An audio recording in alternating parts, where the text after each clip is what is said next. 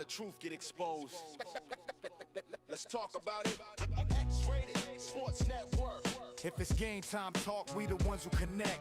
X-Rated Sports Network. Where the hot takes live and the truth get checked. East Coast talk, West Coast swagger. Stats on the board. Oh, here we go. It is Beyond the Surface on the X-Rated Sports Network. What's going on? It is Rick Kamla. It is Canadian basketball legend Dwight Walton. It is A.M. Pfeffer in our LA studios, anchor, businessman, sports analyst. We do not have Dr. X today. He is with his wife SHELÉA at a concert. Are they in Amsterdam? Is that what I saw, Dwight? Is that where they're at right now? There's somewhere spanning the globe, somewhere on that side of the earth. They're gonna be gone for the next month or so, just living their best lives. Listen, I love my cousins. They deserve what they have. They've worked hard to where they are right now. So they're just living their lives, man, having a great time. And for me personally, I'm simply living vicariously through them. I'm having a great time. I can say this. Wait a second. Go ahead, please, Rick.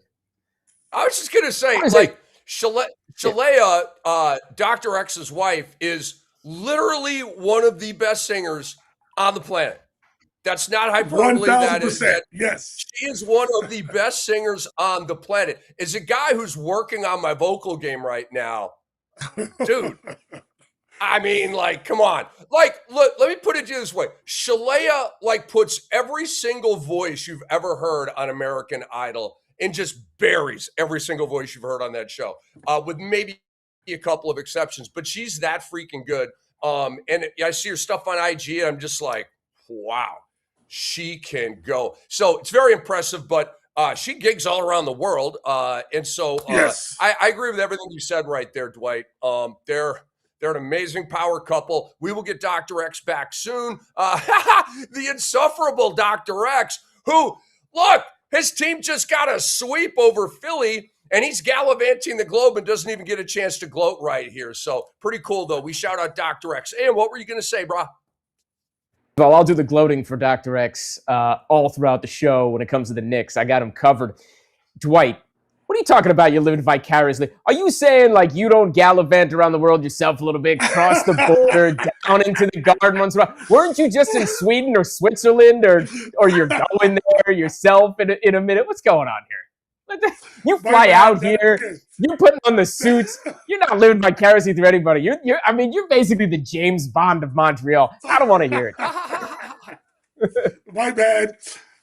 You caught me. Sorry about that. Yeah. But listen, the thing is, like, to Rick's point, though, I follow them on IG as well, and to see, of course, I know their schedule, but to see it just play out in front of everybody, I'm proud of them, man. And I know how hard they worked. So they're simply reaping what they're sowing. They deserve it, is all I'm saying. I know SHELÉA is working, but singing for her is not a job. She loves to sing. She was born to sing. And Rick, your point is valid. She is one of the best female singers, female artists out there right now. It needs to be spoken about. It needs to be recognized. SHELÉA, I'm proud to have her in our family. She's fantastic. Whatever flowers or roses she has coming her way in the future, she deserves every single bit of it. No doubt. Well said, man. So big guest coming up on the show here. Rob Parker, longtime journalist, one of the top, voices in sports media, a guy I go back with quite a ways, and obviously worked with Chris Broussard for many, many years. Chris Broussard's kind of doing some different stuff. And there he is, co-host with Kelvin Washington of The Odd Couple on Fox Sports Radio. I just went on their show, I don't know, last week or something like that. Shout out to Robert Guerra, their phenomenal producer, who I also go back with. But Rob is a stud, Hall of Fame sports writer, joining our show at 3 p.m. Eastern time. Obviously very rooted in baseball, too. We won't be talking Balls and Bats with Rob Parker. We will be talking round ball, which we talk right now. Let's get into Victor Wembanyama, fellas. He had a bit of a wild moment yesterday in the Timberwolves game that was won by the Wolves to even that series. Should Victor Wembanyama be suspended for Game 5? We all know what happened. He clocked Naz Reid with an elbow, flagrant 2, goodbye. Okay? There's no way he should be suspended for Game 5. No way. He was tossed early in the second quarter. They lose by 5. Okay? And basically a death game for Minnesota. Minnesota does, I call it a death game. I know the death game is the elimination game. I think the death game is the game before that. It's 2-1. You lose 3-1 going back to San Antonio. Now you're dead. Okay? So I do call it a death game. So you lose by 5 in a death game in their house, and you had like a quarter plus a Wemby. That is punishment enough for me. And so it's the first ejection of Wemby's career. You guys know, and I know, all of San Antonio knows, what is Victor Wembanyama doing right now?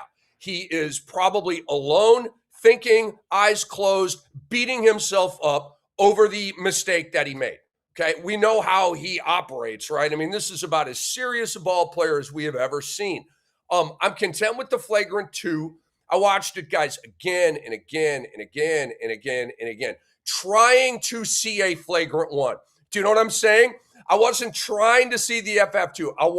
I put a FF1 lens on, and I'm like, I can't go fanboy on this Dwight at AM. I can't. I gotta call it like I see it. He's my boy, but it was unnecessary and it was excessive. You're out. Okay, that's the rule. And he if it's both of those, you're out. One more thing, and then Dwight, I'm gonna bring you in here. A plea to Adam Silver. Adam, please don't ruin this season. Don't do it. Don't alter NBA history. And that's by suspending Wemby. David Stern, may he rest in peace, still love him to death. We miss you on earth, David. He changed, in my opinion, NBA history by suspending Amari Stoudemire and Boris Diaw for Game 5 against the San Antonio Spurs after the Robert Horry hip check. A cheap shot by the San Antonio Spurs got them another ring. That's how that went. I will die on this hill. That was Phoenix's year. They were going to beat San Antonio at full strength. And then that was the year that they were going to cook the Cleveland Cavaliers, who got swept by the San Antonio Spurs in the finals. That was Phoenix's year, okay? That's one less ring for Duncan, one less ring for Pop. I'm not even trying to rhyme here or do a song. One less ring for Manu, one less ring for Parker, all those cats, okay? How does that change history? Is Tim Duncan a top 10 player? Probably, okay? But 4 looks a lot different than 5, all right? And then Nash has a ring. Amari has a ring. Sean Marion has a ring, okay? David Stern changed NBA history with that. Went by the letter of the law. You can't put a tippy toe on the court, otherwise you're suspended. They weren't even on the court. They were walking to the scorer's table to protect their guy. We all know the history. But Adam, please don't do that again. Don't do that again. Clear Wemby for game. Fine him if you want. I don't care. Fine him $50,000. Wemby'd be happy to pay the fine so he can play in Game 5. Dwight Walton, should Wemby be suspended for Game 5? This is a loaded question for me, Rick. I'm with you in terms of the changing of history. If the series is 2-2, I don't want to sit here and pretend that I know the inner world. It is Beyond the Surface on the X-Rated Sports Network. We're debating, should Wemby be suspended for Game 5, knowing that Shams reported this morning that he will not be, but that doesn't mean we can't opine about it. I said no. Dwight Walton, should Wemby be, in your opinion, be suspended for Game 5? Under the letter of the law, Rick, this may be a very unpopular take, but yes, he should have been suspended for Game 5. Had the Spurs held on to win last night, and had gone up 3-1, I firmly believe Adam Silver suspends Victor Wembanyama for Game 5. But to your point, and we know how this all plays out in the media world, amongst fandom, amongst the social media platforms, had Adam Silver suspended Victor Wembanyama for a Game 5 in which the series is 2-2, and if this swings in the Wolves' direction, there would have been much ballyhoo, much backlash, whatever adjective you want to use towards the NBA, this would have happened. So, again, under the letter of the law, yes, Wembanyama should have been suspended. But I understand why he wasn't suspended. The reality is, from my vantage point, whether Wembanyama hit Naz Reid in the bottom, flush in the jaw, the bottom of the jaw, or in the throat area, there was intent. He knew what he was doing. Don't tell me he didn't know what he was doing, because I saw the slight look back to where he could make flush connection. This was on purpose. He knew what he was doing. He lost his cool in the moment, and so much to the point everybody was shocked that Wembanyama did this. It was sort of a delayed reaction on the part of Michael Conley Jr., the official. Even Jaden McDaniels was the calm one here. And look at Dylan Harper. Look at the shock on Dylan Harper's face. And I will say this.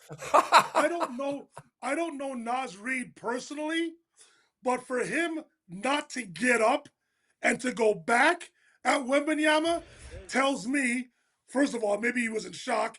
Also, he was in shock like, what, Vinci just hit me like that?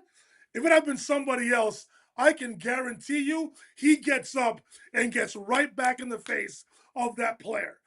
All that to say, Wembanyama should have been suspended. It was an egregious, intentional act. I don't know if he meant to hurt him, but he looked, swung, and hit somebody flush above the neck.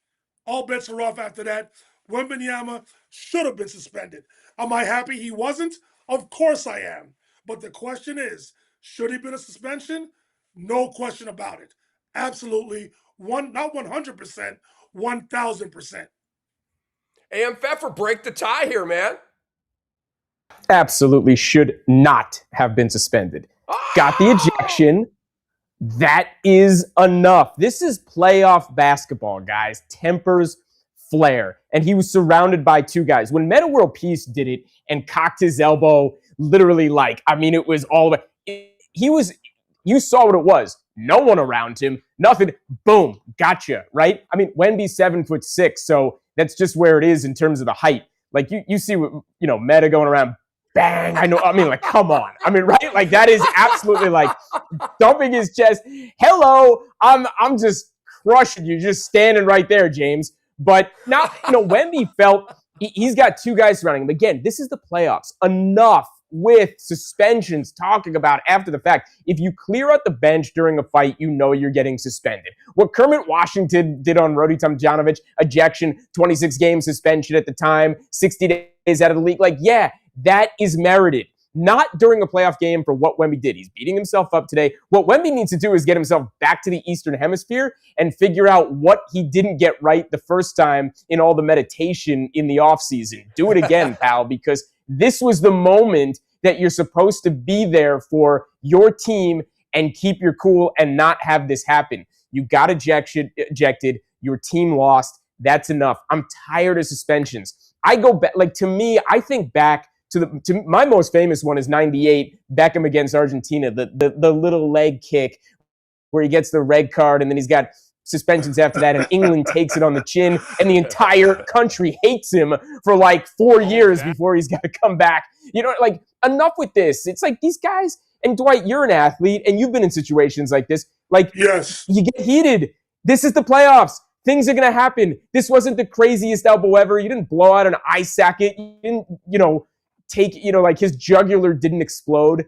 No suspension. Enough with the suspensions. Enough with even talking about the suspensions. Ejection. You're out of the game. Your team lost. But hold Enough. on. You're playing game 5. But hold on, AM and Rick. Look again. Look at the question though. Should Wembanyama have been suspended? Is the question. No, right? not the letter of the law.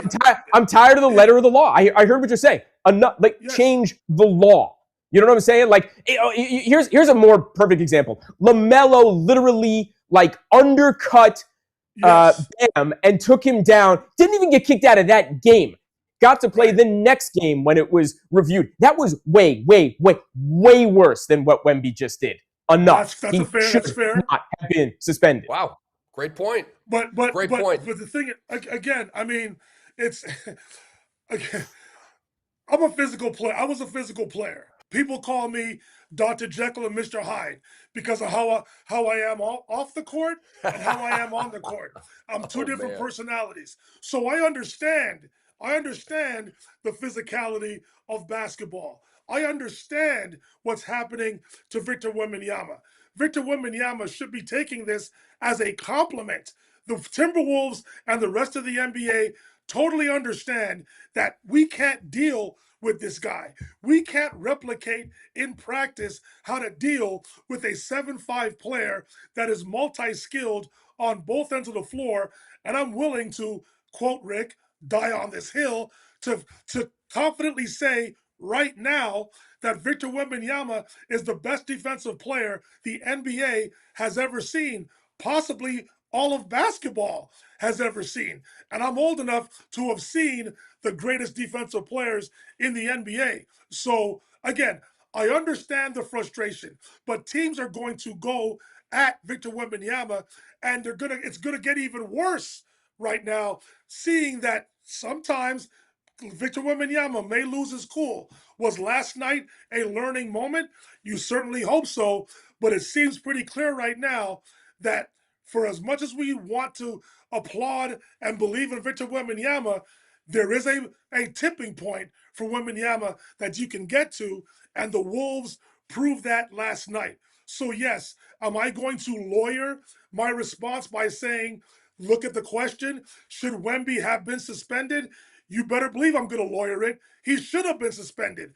But I'm proud of the NBA for not suspending him. Because if you go by the letter of the law, of course he should have been suspended. But the NBA did the right thing. They understand the assignment. They understand the urgency of, it's now a best of three. One of these teams is going to go on to play against the Oklahoma City Thunder and compete for an NBA championship. So Silver and the NBA brass understood not to suspend him. But should he have been suspended? 1,000% he should have been. No question. I love the dichotomy. Universal math, man. You know what that is? That is Silver over Stern. He's a better commissioner. Ooh, I like that. And that's exactly where I was going. And we're going to talk lottery here in a second. David Stern, I don't mean this literally. It's a cliche, but David Stern was the bad cop. Adam Silver's the good cop, right? Yes. Good cop, bad cop. Like, Stern, I mean, I always say the guy had a sledgehammer, okay? And he wielded it. Ask Glenn Taylor, Joe Smith. Ask, Metta World Peace, right? I mean, David would clobber you. And Adam, to me, is a little bit too lenient, but not in this regard right here. I think common sense prevailed with not suspending Wemby for Game 5, and I applaud it, and that was a hell of a debate. Now, the Washington Wizards win the NBA draft lottery. Can I just quickly say, I saw like one smile on the entire broadcast. That smile belonged to Malika Andrews, who's absolutely phenomenal at her job. Every guy that was representing a team on the dais had the sourest look on their face the whole entire time. John Wall gets the #1 pick. No and I'm not banging on anybody. I'm just making an observation. It was like the most lifeless TV broadcast I've ever seen. They would cut over to AJ Dibanza, the blankest look you've ever seen on a human's face. They would cut over to Cameron Boozer, blankest look you've ever seen. Cut over to Darren Peterson. Looked like he wanted to be anywhere else but in that room. And again, I'm not banging on anybody. I'm just saying in general, like, where are the smiles? Where's the energy, the enthusiasm? maybe it's because it was a Sunday afternoon in the middle of the afternoon, whereas they usually do that stuff at night. I don't know. But that was a tough watch, ladies and gentlemen. By the way, shout out to Mark Tatum. Always kills it. Mark's my guy. He really does. Doing a great job. Mark Tatum is as nice a guy as you're ever going to meet. Huge smile. One of the warmest human beings I've ever met. Always just super excited to see you, asks you questions about yourself. He's a stud. Mark Tatum, just long live Mark Tatum. All right. Who should Washington take at number 1? AM Pfeffer, I want you to go first here. And I want to, obviously we all want Dwight's answer. I have a very good idea of where Dwight is going. You, however, because see, this isn't just best player available. Washington, I mean, they need wings. They need a lot of stuff, right? What they don't need is bigs. You got Davis and Sarr, and they don't need a 1. You got Trae Young and Bub Carrington. So they need wings, right? Well, Debance is a wing. Caleb Wilson's a big wing. Boozer's obviously a big man. Peterson's a wing. Acuff is a point guard. So is it like a BPA best player available, or does Washington, now that they have a lot of pieces, draft for need? Okay, AMF for you first. Who should Washington take at number 1? Dibansa, it's not even a question. And by the way, they've already said that they're open to trading the first pick. So there's an interesting scenario there. I wonder if they're playing a little gamesmanship and why they'd be playing it. But Dibansa is the easy answer. First of all, as the wing that he is, he fits in the modern NBA. He fits in with the Washington Wizards lineup, assuming that Davis stays, Trae Young there, that he's playing with Keyshawn, that he's playing with everyone else on that team, and how the bench is filled out. But one thing I like about Dibansa that I don't think is spoken about enough is this is a guy who's really well traveled. I like that about it. What do I mean by that? He is from the Northeast, right? He's Brockton, Massachusetts, born and bred, grew up there. He then went and played high school ball, California Prep, then went to Utah and played there, then went to BYU, which is one of the hardest places as a collegiate athlete to go and play. I don't care if you're on the football team or basketball team. I don't think people truly understand. I mean, I'm not saying it's authoritarian at the school, but there's a different rule set when you're there and a different mindset that you have. It's almost ROTC in nature that you have to be very within the lines. And I like guys like that. He's been around. It would be one thing if you grew up in one place and then you're like, ooh, you're going to the big city, bright lights. You're heading down to DC. But my man's been East Coast, West Coast, parts of middle of the country, and he'd fit right in. I like a player like that, but just from an athletic standpoint, come on. The dude is otherworldly. I've never come off Dibansa. I think it's perfect for the Wizards. It's so perfect to have him. And of course, the one name I didn't mention, who's really the 5th guy in the end, I just waited to the last second, but Sarr, right? You got Sarr over Reese's. You could say it for me. Last year, you could thank the Atlanta Hawks for that. But wow, that's a starting 5, assuming Anthony Davis gets over himself and wants to come back to the team. Don't even worry about what I was, but just bust. Just go bust for resize. You can't say the name, just go bust. Okay, like Bargnani, like Kwame Brown. I mean, it is what it is. Not every number Michael Olowokandi. You had to go there. Yeah, Olowokandi came to mind. He did. So does Anthony Bennett. Without question. It's okay. That pick was awful. Okay, so hey, you just a quick you sent my mind in a cool direction, AM. Everybody knows Utah wants Dibansa. So does Washington kind of hold Utah what's the word? Not hostage or whatever, but in a leverage scenario or something like that. We know you want Dibansa. Come and get him. Here, Chicky, here. Hey, Danny, here's my cell, dude. Ainge, he wins every trade, but he's also willing to part, when he's ready, right? He's willing to part with assets when he's ready. There's an interesting thing about him. No, but you said it, dude. I've always said this, man. And maybe David Griffin started taking an L or two, but there was a time when David Griffin won every trade he did. And I thought it was by quite a bit. I thought the Pelicans won the Anthony Davis trade. And I know the Lakers got a ring out of it with Davis, but the haul the Pelicans got for Anthony Davis was insane. But Danny Ainge, I don't think he's lost a trade, man. I'm serious. Who does Washington take? And I mean, this hits home. You're the godfather to Keyshawn George, who's a wing on the Wizards. Okay, Dibansa's a hotshot wing, most likely going to the Wizards. So I can't wait to hear your thoughts on that element right there. But is Dibansa the pick to Washington, Dwight? So my take is going to be quite hot.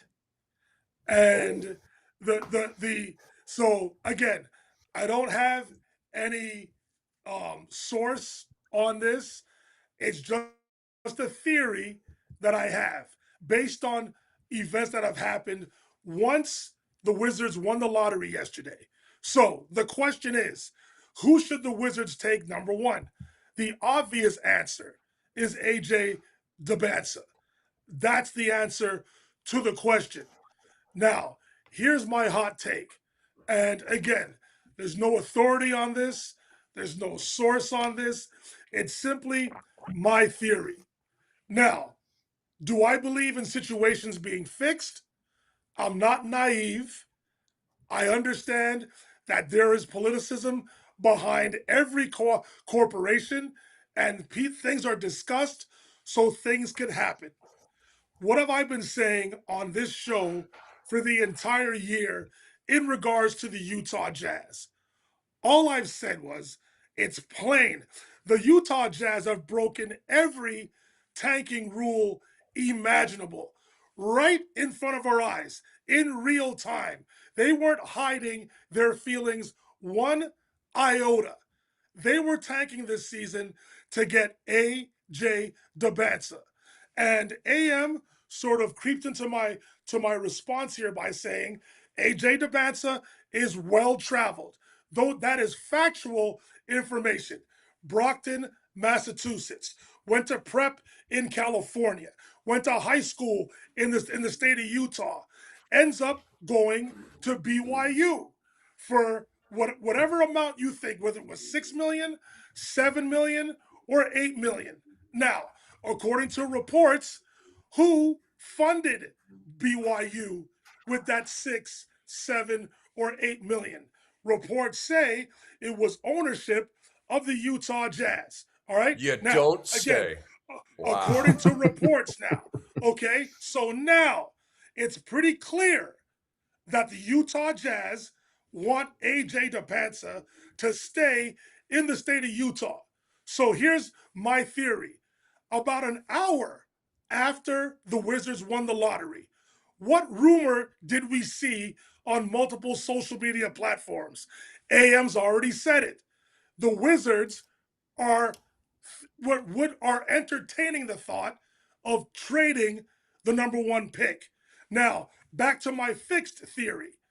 Do you think the NBA, to somewhat cover themselves up, rather than giving Utah the obvious number one pick in the draft, let's give the number one pick to the Wizards and then leak this rumor about the Wizards thinking about trading down their pick and to get multiple picks?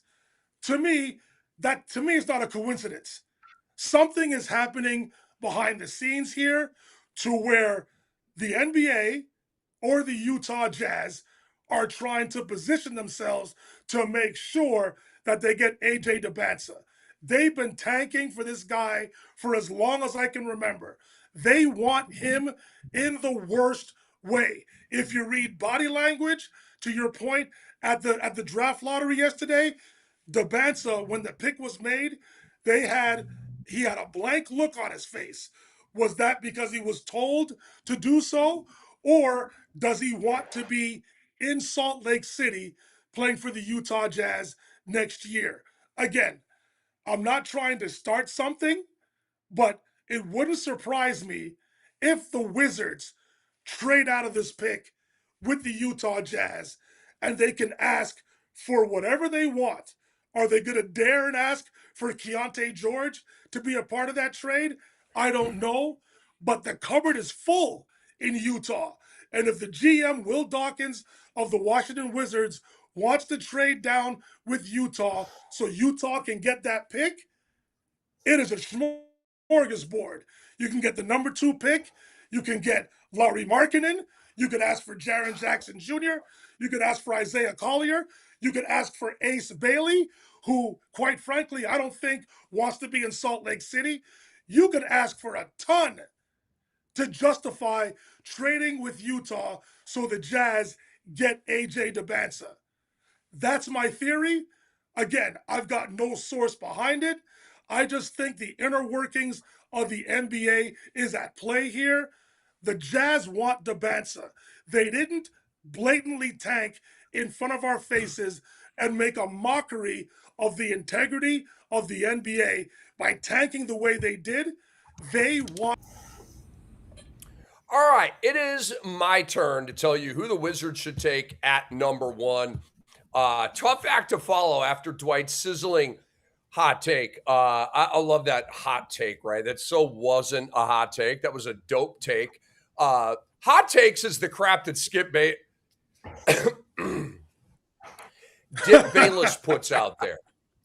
Pardon me.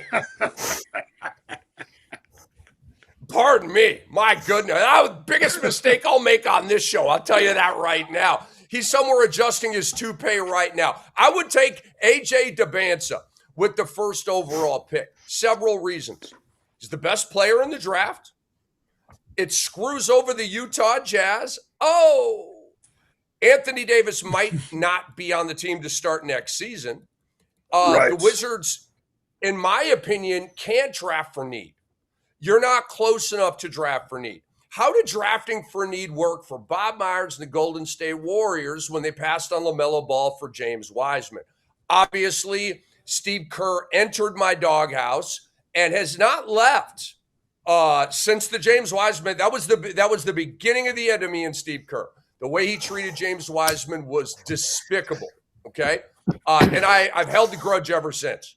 And whoa, we're gonna be talking about Steve Kerr, re-signed for 2 years. Woo! Woo! We know. I can't even give you a Ric Flair. Woo! I can't even do that. It's just like a dead woo. Oh, great, he's back. So boring. Anyway, to me, the Wizards just got to go BPA. Best player available. DeBansa's better. Dwight, cover your ears. Than Keyshawn George and Bilal Coulibaly. But listen, Dwight, I got a hook up here, man. So let's say the Wizards stay at 1, take DeBansa. Okay, here's the starting 5: Trae Young. Oh, Keyshawn George. That's right. I'm putting him at the 2. Let's go big. I agree. Let's put 6'8" on the. They're all wings, right? It's a wing game now, right? Who cares if he's not 6'5" and fits in the shooting guard box, right? Who cares? The guy can make threes at a high rate. He's a defender, 3-and-D guy. Seems like a perfect fit with. Anyway, so okay, Dwight's on board with that. And then think about this: Trae Young, Keyshawn George, DeBansa, Davis, and Sarr. I mean, we don't know about Davis, but right now he's on the roster. Alex Sarr, Anthony Davis, AJ DeBansa, Keyshawn George, Trae Young. Okay, here's your bench: Bub Carrington, who I like, Trey Johnson, Bilal Coulibaly, Will Riley, who had a lot of nice moments at the end of last year, and a guy named Tristan Vucevic. Okay, who they had like, who was it? Marvin Bagley. Like, I'm like, just play Vucevic, man, or Vucevic, however you say his name. That's not a bad little second unit right there. Why can't that team go 500 and get kind of bubblicious with the play-in tournament if healthy? Of course they can. Okay, so I'm kind of like, I'm very, very intrigued with the Washington Wizards, and so that's so we all say DeBansa. All right, let's put a clock on this, guys. On these next 2 segments, I want to go kind of quick with this. I want to talk about Dwight and AM and everybody beyond the surface on the X-Rated Sports Network. We love you. Most successful tank job, least successful tank job. Okay. Wide open canvas, a lot of directions we can go. I don't think there's like one chalky, obvious answer here. I'll go first. Most successful tank job, put me on the clock. The Utah Jazz. They came into the lottery at 4. They moved up to 2. Okay. To me, that's a huge elevation. Maybe they missed on Dabansa, but they still could trade for him. But now they're going to have their pick of Cam Boozer, Caleb Wilson, maybe even Darren Peterson. Okay. This has been a 4-year tank for the Jazz. I looked it up, guys. This year, 22-60, last place. Year before, 17-65, last place. The year before, 12th place, 31-51. The year before, 12th place, 37-45. We know that they started that like 60% of the way through the season tank in those 2 years where they finished in 12th place. Recent first-round draft picks, the one coming up, Ace Bailey, Keontae George, Cody Williams, who was nice at the end of the year, Bryce Sensabaugh, who can drill it, Walker Kessler, and Isaiah Collier. Nice little core there, right? You got Jaren Jackson Jr. and Lowry Markkanen. The Jazz are ready to be this year's Portland, okay? Or next year's Portland. If the Jazz, one more thing, guys, a little zinger for you, Dwight, before I ship it over to you. I'm going to go to AM actually here. If the Jazz don't fully go for it next season, Adam Silver needs to relegate the Utah Jazz to the Euro League with Niko Mirotic, okay? You can't even be in the NBA if you don't go for it this year. All right, AM Pfeffer, you are on the clock. The most successful tank job. Well, that's obviously the Washington Wizards, and I don't know why Dwight left them off the hook. I mean, skewered Utah, but like somehow the Wizards, like, they get to miss all your vitriol. Like, are you kidding me? Didn't play Trey, didn't play AD. They let Bam Adebayo, who, by the way, I'm nothing against Bam Adebayo, phenomenal player, but I don't think anybody had him on the bingo card to score over 80 in an NBA game one. Like, stop. The Washington Wizards tanked, just as bad, if not sometimes worse than the Utah Jazz. Let it go. They were absolutely the number. Are we doing both, by the way, right now? No, just one. Just one at a time. Yeah, just one. That's all I'm going to say. The Wizards, they got the number 1 pick. They get the choice. They can trade it. They can pick that answer. They can take whatever they want to do. It's clear the Wizards were absolutely tanking. They won the draft. Give them their flowers.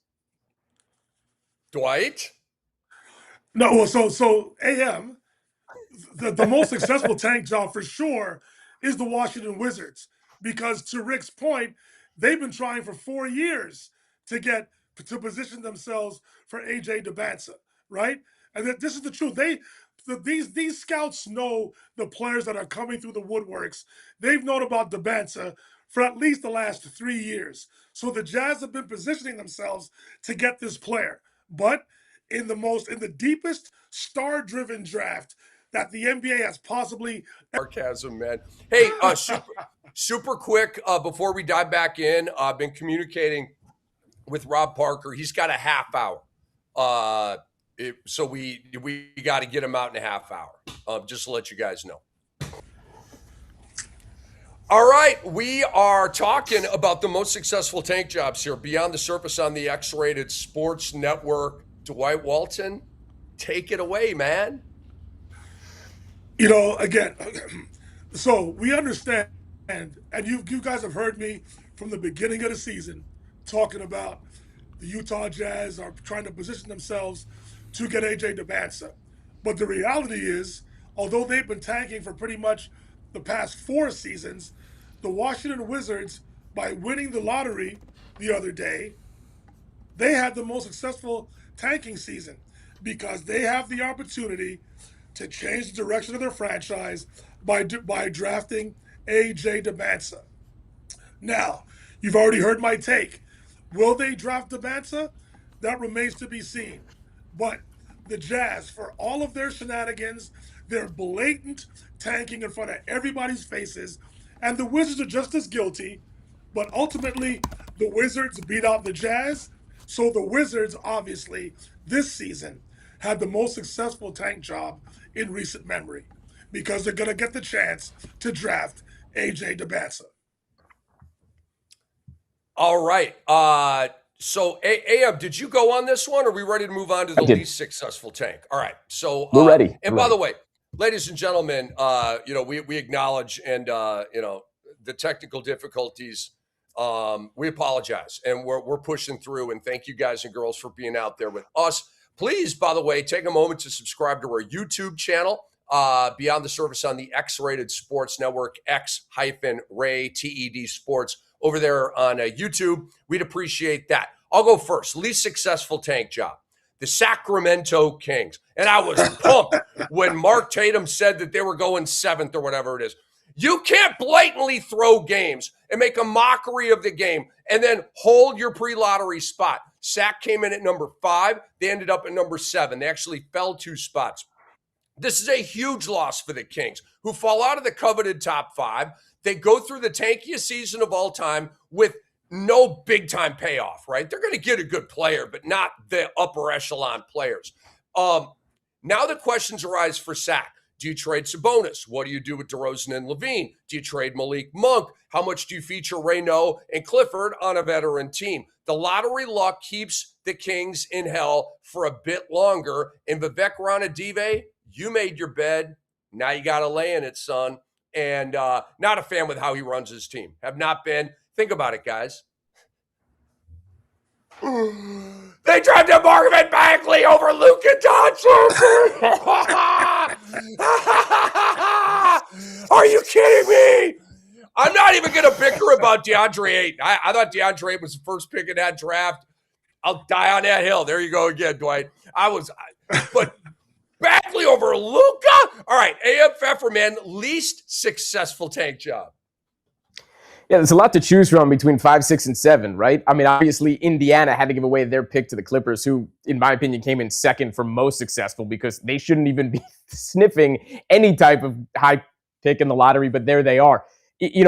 But Indiana, at least they came out of it and say, oh, Halliburton's coming back next year, Siakam, when we have Zubats in the center. So, I'm throwing them out the window. Sacramento, yes, you got a lot to... They have a lot to think about. They've got to get a lot of aging veterans and a lot of money off the roster, so whatever it may be. But Brooklyn, oh my God, Brooklyn missing out on the top 4. The Nets, who've been in hell for a number of years. The Nets, who needed this, in my opinion, more than anybody, and everybody needed that top 4. I wanted to see Caleb Wilson on that team.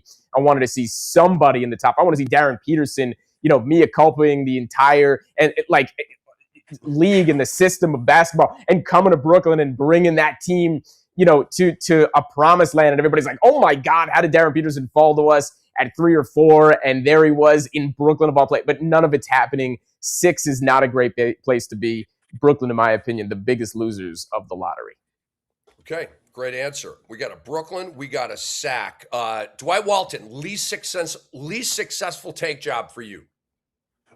Again, we could talk about Brooklyn, we could talk about Sacramento, but the least successful tank job, fellas, to me, it's pretty obvious. They've been trying for 4 years, and they don't have the right to try and choose AJ DeBanza. It's the Utah Jazz. Their whole premise was to get the number 1 pick and to assure themselves that they get AJ DeBanza. Now they have to depend on Will Dawkins, the GM of the Washington Wizards, and the Wizards ownership to sort of gift wrap AJ DeBanza towards them. Their whole idea, their premise was to tank this year to keep AJ DeBanza in the state of Utah. It didn't work. The Wizards have the priority of that. Now, Danny Ainge has to hope and pray that Will Dawkins picks up the phone when Danny calls him. The least successful tank job is the Utah Jazz. Dwight, can we talk about this for a second? You keep mentioning this about Mensa, and I love where you're going with it, and it makes a lot of sense. But we can extrapolate as to why.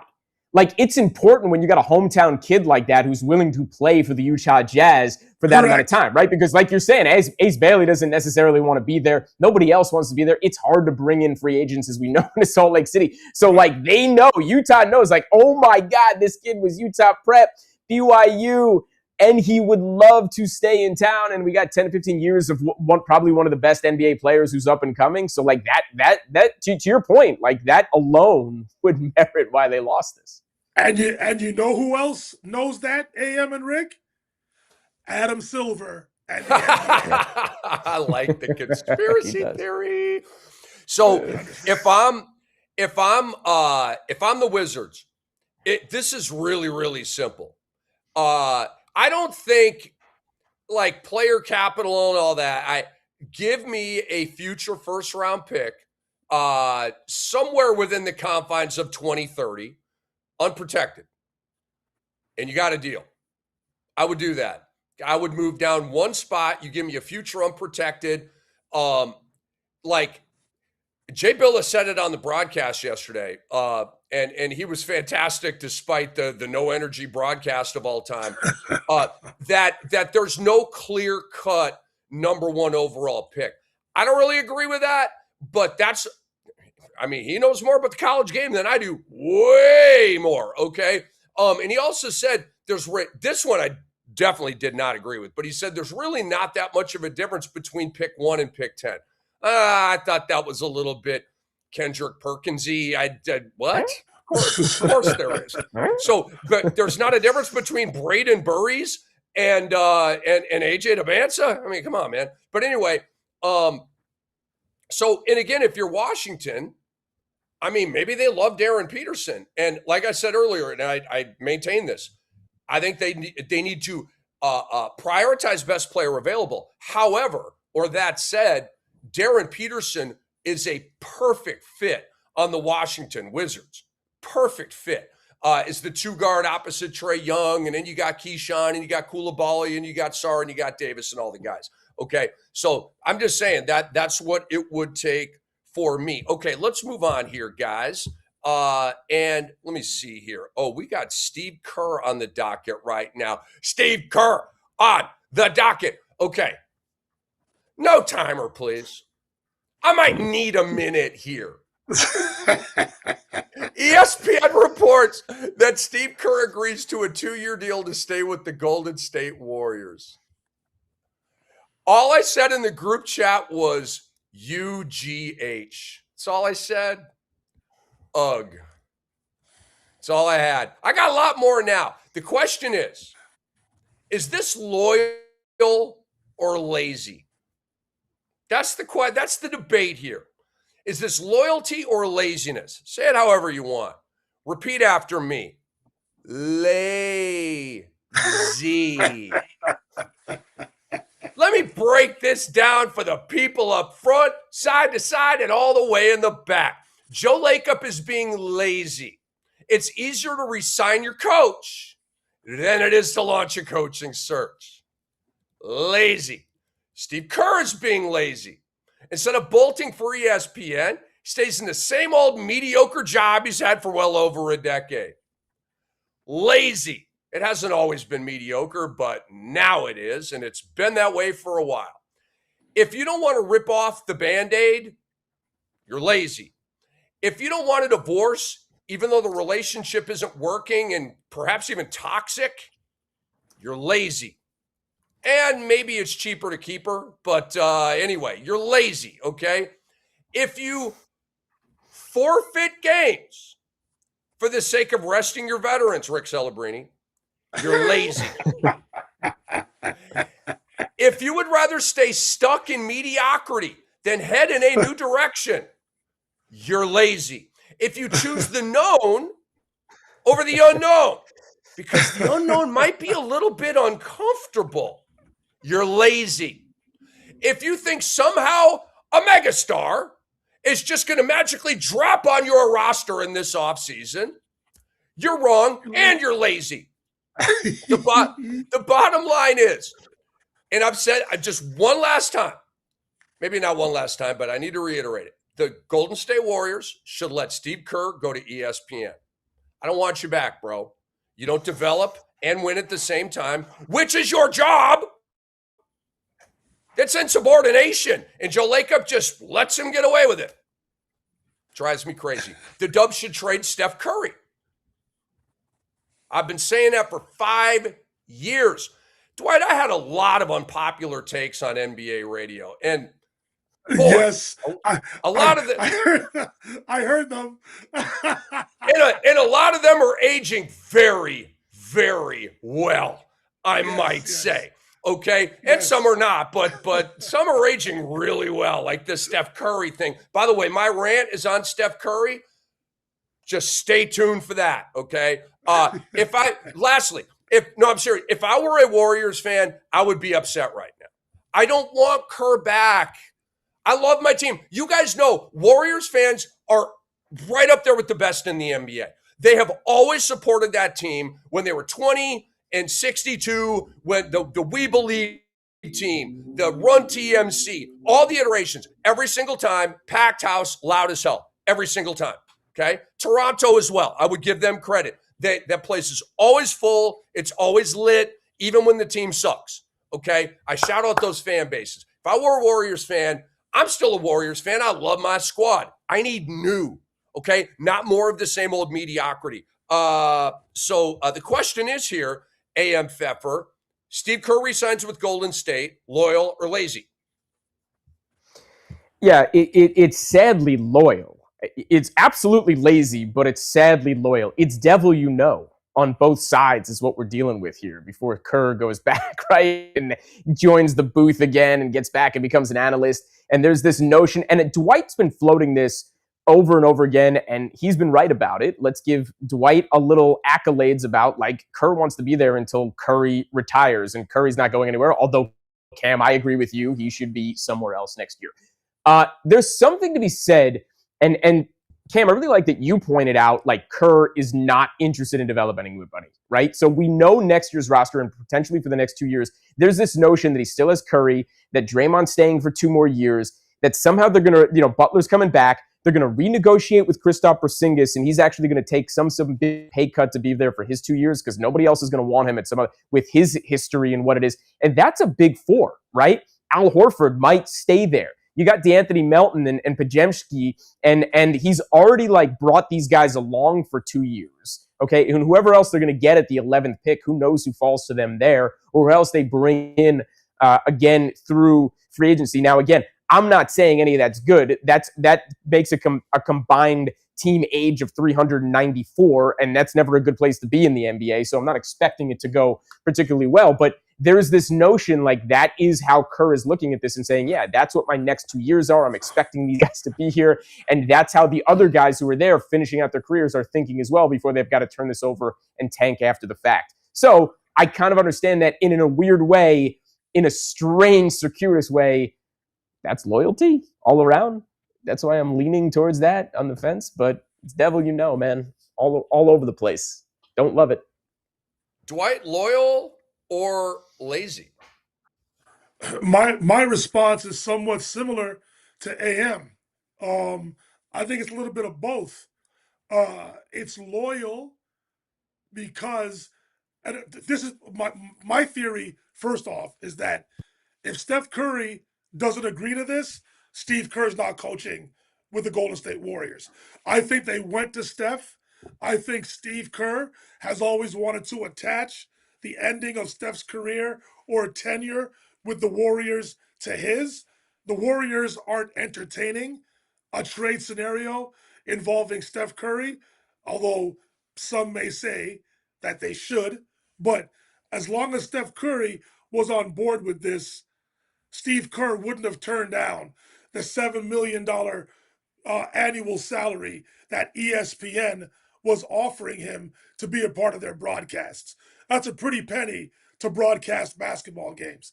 And Steve Kerr is not good at it. He's great at it. All right? No doubt. That's why ESPN was offering him that much money. So I think there is some kind of not collusion, but there was talk amongst ownership, Mike Dunleavy Jr., Steph Curry, and Steve Kerr. And I think they came to this agreement here. It's laziness in terms of us, the fans, the media, that kind of stuff. But the loyalty definitely comes from the inner workings of the Warriors organization. If Steph Curry wanted Steve Kerr back, that's why Steve Kerr is back. And now, to the 11th pick, AM, that you're talking about, teams better not mess around and let YAXEL Lundenberg fall to teams like the Warriors or, God forbid, the Oklahoma City Thunder, who are sitting there at 12. YAXEL Lundenberg, keep that name in mind. He is a 6'8", 260-pound stud. He's not LeBron James, but he's in that realm. And he's only going to get better. Yes, he's older. I understand that. He's 23. But let's say Lundenberg falls into the lap of the Warriors. Just add to the age of the Golden State Warriors. He'd love that. Right. But if Lundenberg falls to the Warriors, he will be in their rotation next season. Imagine a 6'8" wing that could initiate, that can dribble, pass, and shoot, can guard multiple positions. He is exactly what the doctor will order for the Warriors if he falls to them. This could be lightning in a bottle right here. Look out for the Warriors next season, especially if Lundenberg falls to them at the 11th spot. Dwight, I will not. I will not look out for the Warriors. I will not. I know exactly what they are. They are a middling, mediocre team that's going to be super overrated because of what they've done. And that matters in history books and, you know, stories around the campfire, but it really doesn't matter on the hardwood right now. By the way,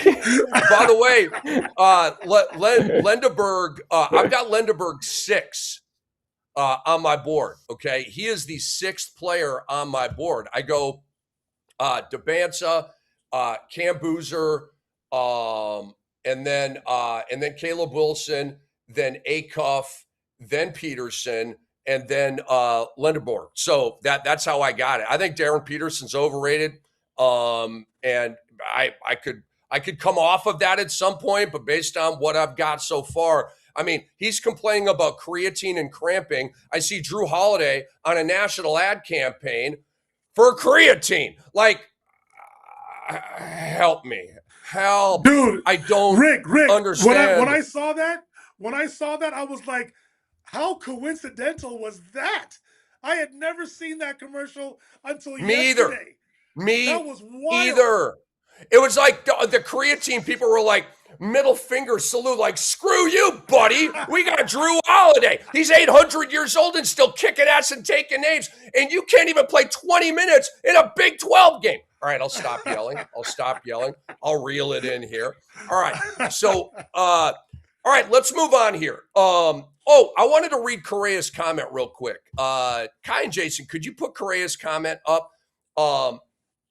About I just want to read it real quick. I don't necessarily agree with it, but I thought it was cool. Yeah, this one really wouldn't have been. I read it wrong. Okay, really wouldn't have been mad if Kerr moved around and let a new voice lead the locker room. Okay, Correa, we're on the same page. I guess I didn't see the N''T the first time I read that, but Correa, you rock.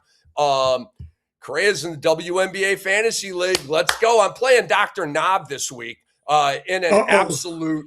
It just the swords are clanking against each other, like it's a fight from Braveheart. It's an amazing game so far. Shout out to Dr. Knob.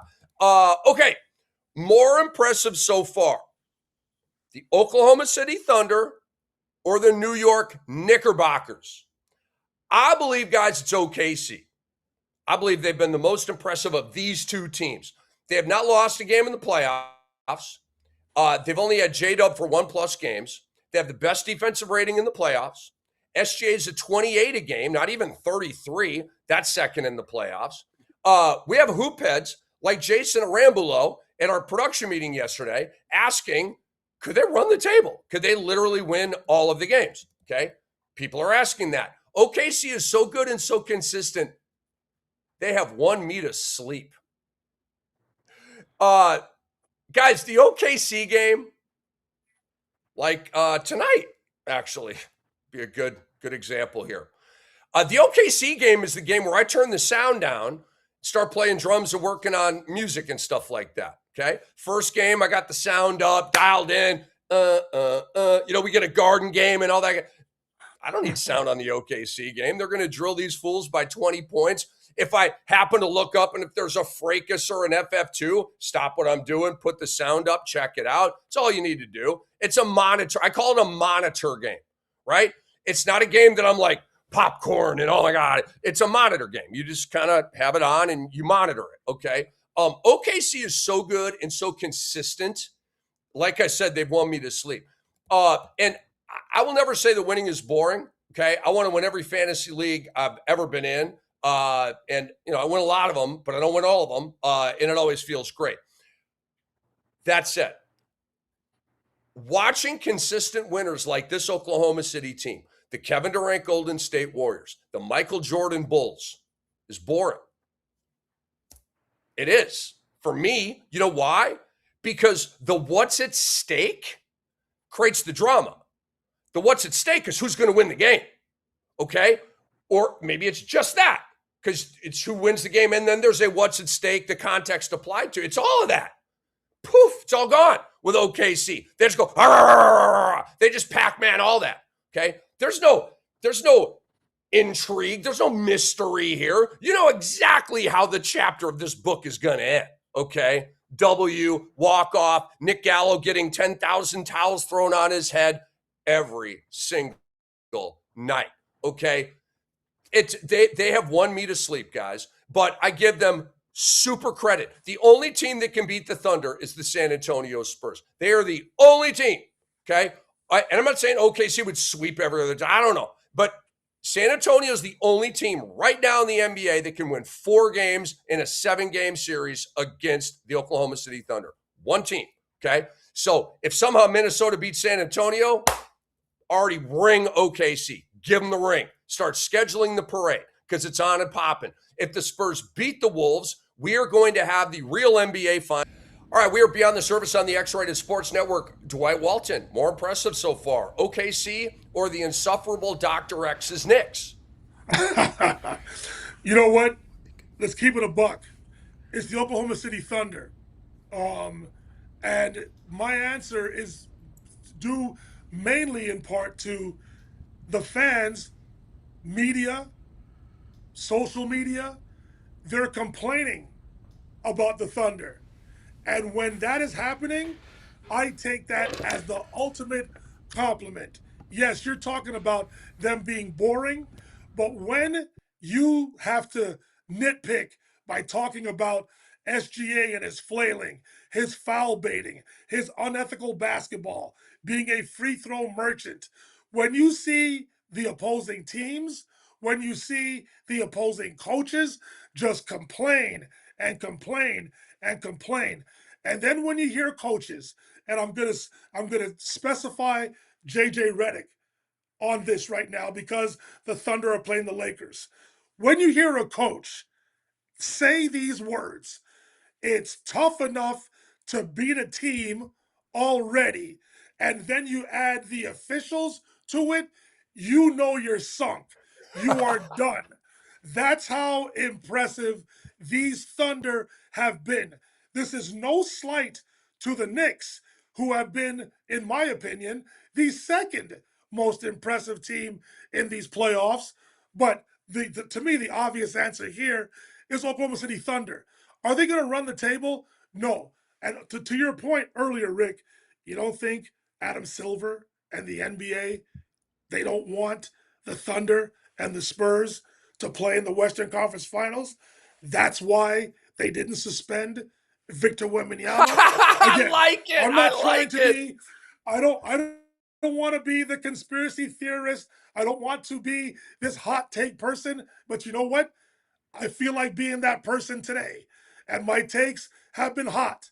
Maybe that's why we're having these issues. Anyway, that's something else. But listen, the reality is the Thunder have been by far the most impressive. They're not going to run the table. If they do, I'll say it right now. They'll be the best team in NBA history if they run the table. And listen, I know about the Boston Celtics. I know about the Chicago Bulls. I know about the Lakers. I know about all the greatest teams, the Golden State Warriors. I know about all the greatest teams. But if this Thunder group runs the table, they will go down in history as the best assembled basketball team in NBA history. I will, once again, Rick, die on that hill. That's how impressive these Thunder have been. When you have everybody and their grandmother complaining, you know you're winning and you're doing something right. They play ethical basketball. They are in your face. They are handsy. They're physical. They don't mind the physicality. They manipulate the rules. They're not doing anything illegal.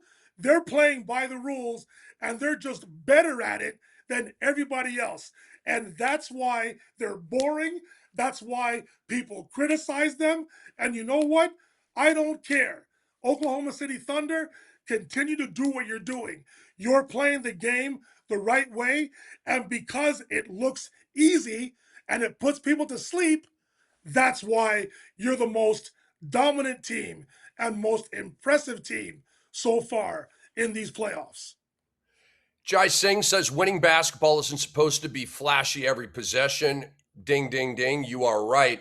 If you're winning, nobody cares about flash. They just care about the dub, the ring, the parade, the ski goggles, the champagne all flying around. All right, AM Pfeffer, more impressive so far, Knicks or Thunder?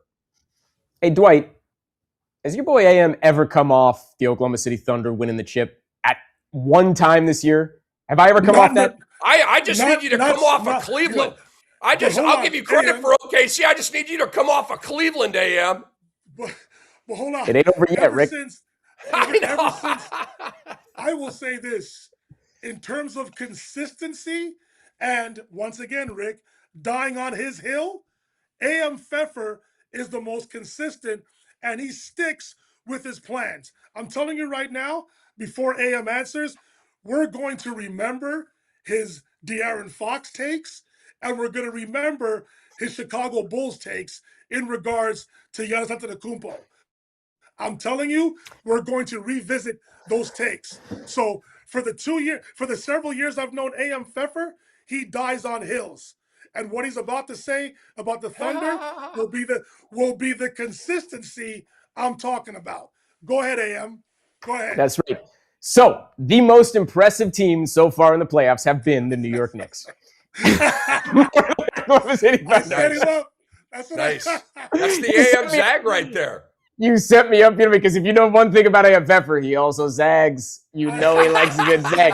But I'm going to say that, and I'm going to say this. I'm going to say this about the Thunder. Of course, they've been impressive, monumentally impressive, but it was unquestionable that they were going to crush Phoenix. And ultimately, when the Lakers were not rolling out LUKA in any shape or form, and we knew he wasn't coming back at all, and is still not coming back, and there was no reason for him to come back, and REAVES is at half-mast, it was over. And I hope both of you made at least a G when I told you to live bet the second half Thunder by 10 plus the other day when they were down by 2. I really do, because I wasn't wrong about that one either. But the Knicks, my friends, guys, the Knicks, all right, when you lose by 1, not once, but twice in the first round like that, that can pontoon a team, okay? When you have major concerns going into the postseason about your supposed second-best player in Karl-Anthony Towns, when Mikal Bridges is coming off one of the coldest streaks of any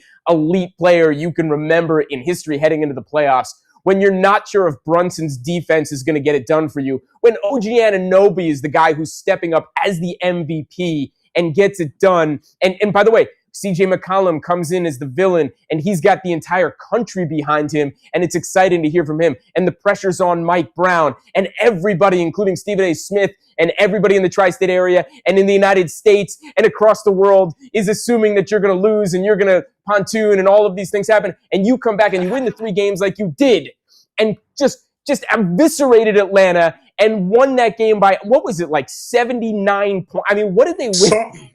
It was ridiculous. And then come in, and Philadelphia is the upstart, and everyone's expecting them, and Joel Embiid's back, and Philadelphia is no problem, and they took down Boston, and it's like, oh no, New York's in trouble now, and you just took care of them and beat them 4-0, so you get to actually relax and wait, because again, everybody expected this out of the Oklahoma City Thunder. At least, certainly I did. But then nobody was expecting the Knicks to come back and play the way they've played and do what they've done, and the team change mid-series against Atlanta the way they have, and the way they're facilitating and everything that they've done, and then take off and done what they've done the last 7 games. The Knicks have been more impressive. Doc X, I hope you're watching somewhere in beautiful Amsterdam right now. I got you, buddy. Knicks. All right. Before we move on here, I just want to say I really, really like Dwight Conspiracy Theory Walton. I'm not a fan of Rick forfeit the game Celebrini. I'm not a fan of that guy, but I'm a fan of Dwight Conspiracy Theorist Walton. Okay, should the 76ers trade Joel Embiid? Oh, it just got kind of spicy in here. Joel Embiid talked after the game yesterday and said he was asked about his future in Philadelphia. He said, I don't even know if I'm going to be here. Quote unquote. Yes, Daryl Morey. I'd like to go see a Dead show with Daryl Morey. That'd be awesome. You guys know he's a Deadhead? He likes the Grateful Dead. I think that's super cool. Good guy, by the way. I like Daryl Morey.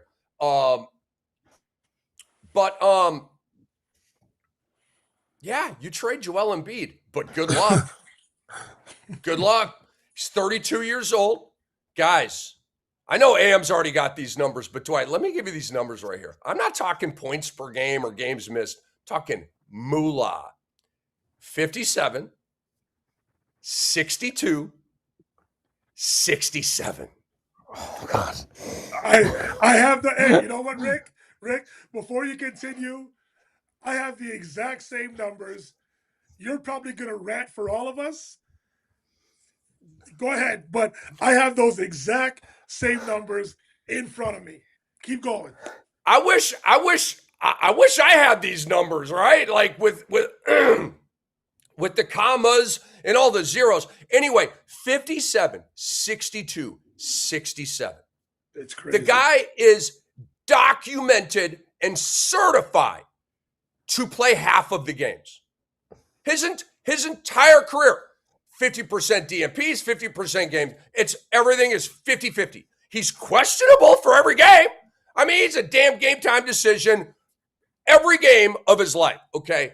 If Philly wants to trade Joel Embiid, which I definitely would, they need to be reasonable about their asking price. You are not selling a top dollar here, people. Is it 60 cents on the dollar, 70 cents on the dollar? I don't know. Joel Embiid is damaged goods, okay? There are 5-year-old kids who are casual basketball fans just screwing around with a ball in the backyard. They know that Joel Embiid is damaged goods, okay? Everybody knows, okay? Joel Embiid's DNP in Game 2 was unacceptable. You can't miss that game. You have to play in that game. There's no choice. None. And he missed the game. Dude, are you serious? And then he comes back in the next game. Bro, if you're going to miss that game, just go home. Sell the injury. Sell it. You didn't sell it enough, bro. I don't even really believe you. Like, why didn't you play in Game 2? Oh, you had ankle and hip or whatever it was. Give me a break, okay? Were there any MRIs? No.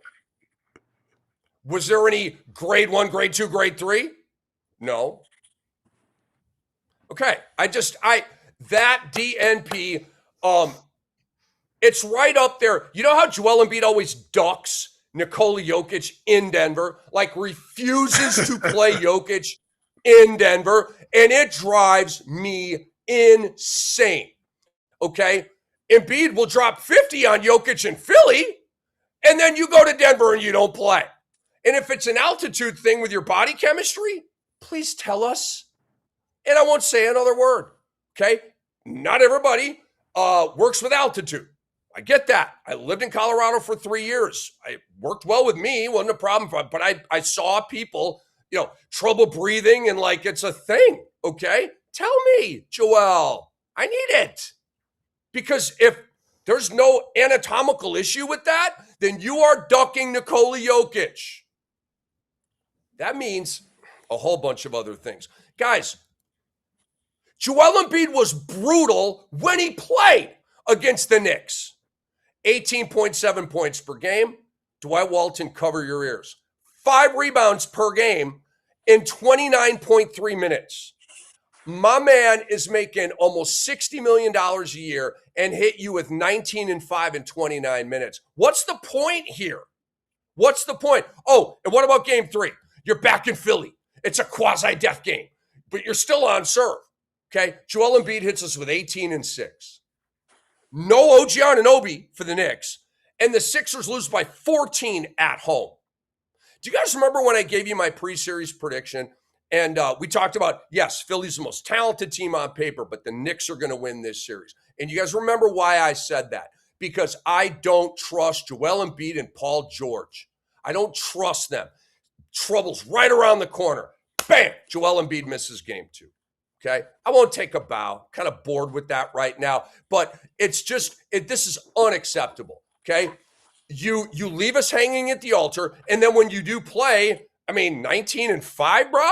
That we're not winning with that. Okay? The process is over in Philly. If I'm calling the shots, I have some possible trade partners for you. I'm not going to go into details. Just want to put this out there. The Miami Heat. Please laugh. Give me a little like sitcom chuckle in the background. Just give me a little, yeah. Thank you. You know, like the little applause thing in it. Yeah. Okay. You know why? Because the Heat are mentioned with every single player in the history of the world, and nobody ever does that. Okay. So I just had to say Heat. Okay. But legit, the Sacramento Kings, I think they would be sucker enough to make an Embiid trade. The Orlando Magic might be able to swing something there. The Chicago Bulls, the Golden State Warriors, they're obligatory right at this point. And then the Milwaukee Bucks. And there could be other teams. Okay. Again, it's going to be hard to trade them. You got to lower your asking price, but bye. Goodbye. Process is over. Okay. AM Pfeffer, you will go next here, my friend. Would you be, if you were Daryl Morey, would you be trading Joel Embiid? Tomorrow. Should the Sixers trade Joel Embiid? Yes. And this goes back to what we were talking about earlier. That, like, should Victor Wembanyama have been suspended? Should they trade? Yes, they should trade Joel Embiid. Can they? Joel Embiid's contract isn't bad. It's the worst contract in the NBA by a landslide. It's unquestioned. You're going to go around them and ask it, who's the worst guy? It's the Joel Embiid contract. So now you have to figure out who is actually going to do that. I'm wondering if we're not getting to a point now that the second apron is here, and some of these guys, if they want to continue their career, may have to literally restructure Anthony Davis if you want to get off the Wizards, or Joel Embiid if you got somewhere else you want to be. You actually might have to think about, I've made enough money and I'm ready to restructure and I'm ready to go back down into like the 20s and 30s in the millions for a longer term and go somewhere else so I can play. But Rick, it's to your point about two teams. Surprisingly, I would say if there's any opportunity to trade, it could very well be the Miami Heat, because when you look at what's going on down there with some of their guys, I mean, Bam's getting paid just a shade under $50 million, and you got Norm Powell, who, for whatever reason, wants off the team, right? So, like, there is some weird wiggle room, and Tyler Herro, like, the way you're paying, I don't know what Philadelphia wants to do that. Sacramento, that's the only other team I can kind of see, but I don't know, like, who's paying who. Like, does Sacramento have to ship their draft pick back to Philly, or does Philly have to give draft picks to Sacramento to get Joel off the roster? But at least the salaries match up. You got so many guys in Levine and DeRozan getting paid way too much money out there that you can definitely make this work and bring this together. And then you can buy out those guys when they come back east, and Philadelphia can start them. Because Philadelphia should trade. And they should build this entire team, obviously, around Maxey and Edgecombe and just redo it. And somehow you got to get off, you got to get off CP3 too. Excuse me, you got to get off CP3, PG3. You got to get PG13. You got to get off Paul George as well, because that's kind of where Philadelphia's at. You've maxed out on the second round of the playoffs, and that's about as far as you're going to go. So yes, they should trade him. Interesting to see what happens. Would love to think, really, I'm just going to bring this back to the idea. I'd love to think that there's about 4 to 5 guys who are willing to continue in the second apron NBA, continue their careers, play longer, and restructure their contract. Not going to happen. It's way too much money. They're going to get what they're owed, but wow, wouldn't that be cool? Jalen Brunson took a lot less money. Why can't one of these guys? Great point. Dwight Walton, big man to big man. Oh, they're passing in the interior, in the painted areas, Hubie Brown would say. Should the Sixers trade Joel Embiid? As astutely as AM said it, he lawyered the response. The caption says, should the Sixers trade Joel Embiid? Of course they should. Absolutely. They need to get off of Joel Embiid and just build around where the NBA is trending towards to anyway. build around Tyrese Maxey and VJ Edgecombe. They also have a young wing in Kelly Oubre Jr.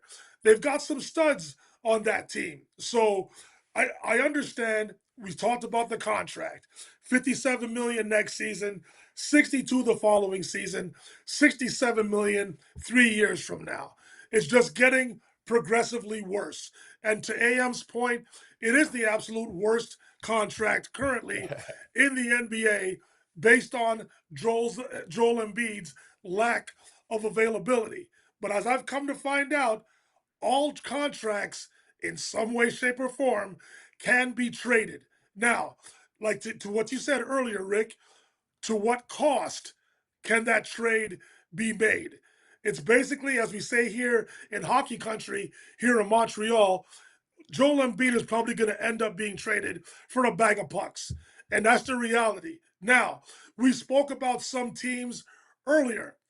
The team in this country, the Toronto Raptors, I know they love Jakob Poeltl, but if they had an opportunity to somehow get Joel Embiid on their roster, the same way the Raptors got Kawhi Leonard back in 2019, who was having a serious thigh injury, they were willing to put up with the fact that Kawhi was going to miss a third of that NBA season.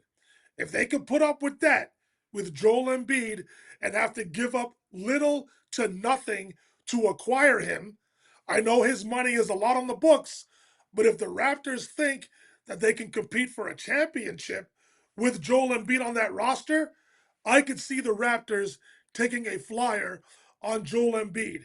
Who would the Sixers want back in return? Is it Grady Dick? Is it Jacoby Walter? Is it Emmanuel Quickly? I don't know. But there's one player I wouldn't trade, and whether I sound biased or not, there's one player I wouldn't trade because of his impact on winning, and that's RJ Barrett.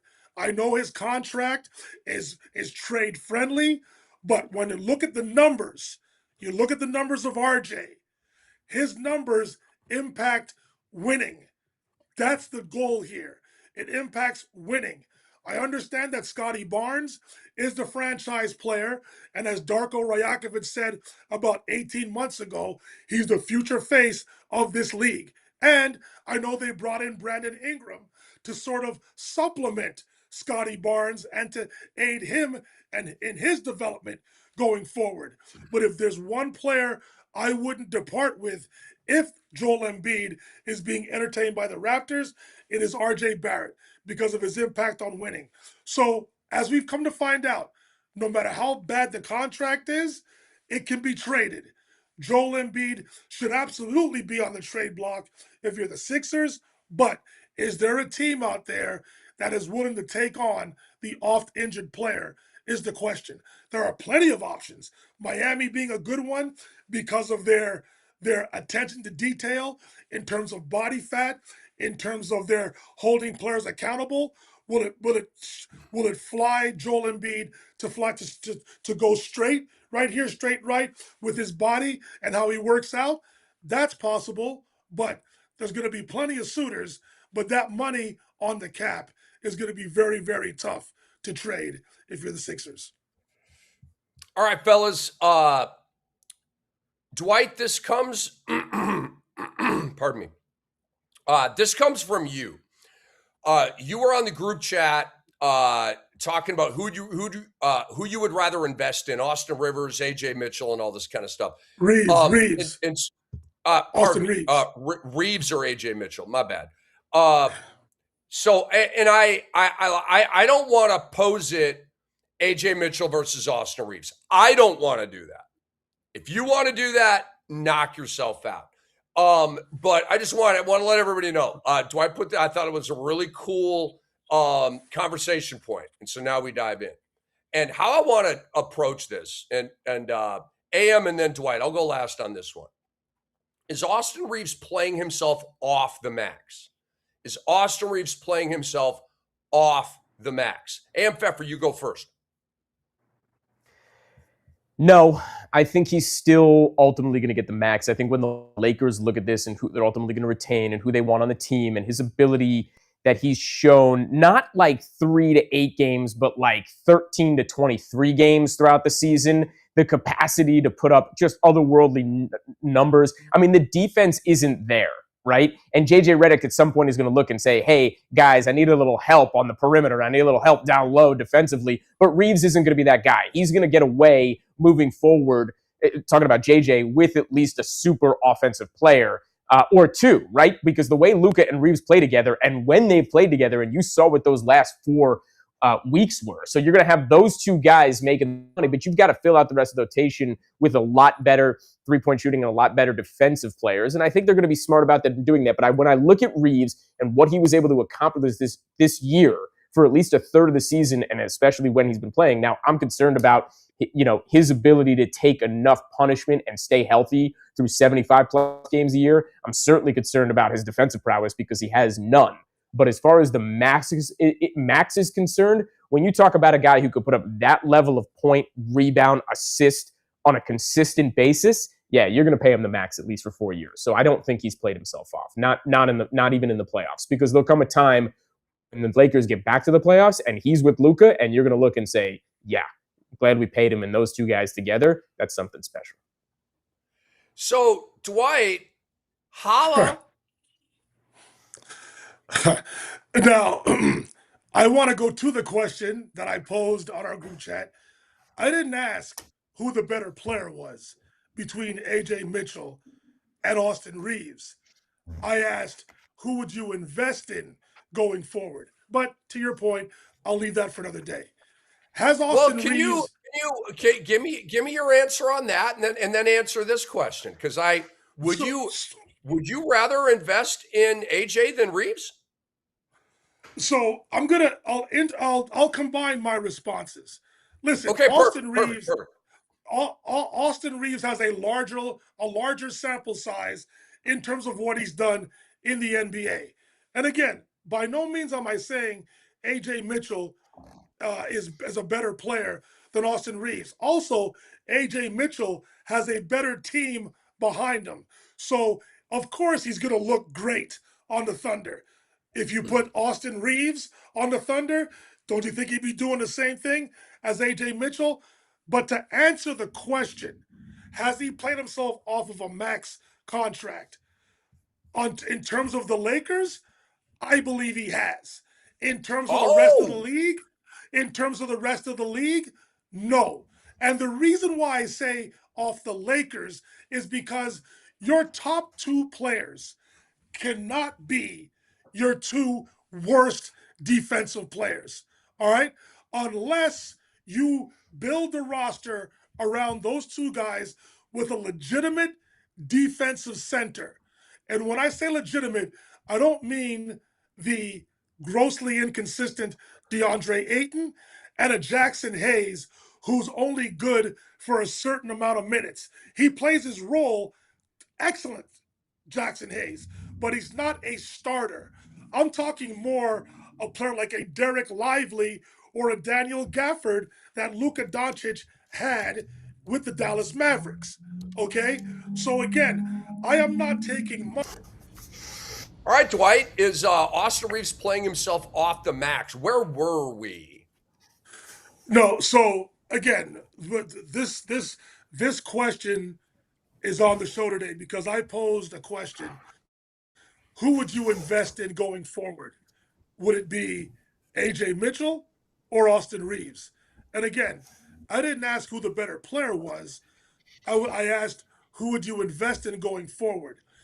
But to answer this question, has Reaves played himself off of a max deal?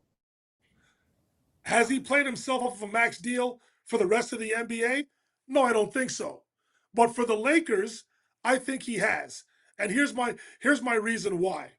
Your 2 top players cannot be your 2 worst defensive players on the team unless you surround the team, those 2 players, the same way the Knicks have in regards to Jalen Brunson and Karl Anthony Towns.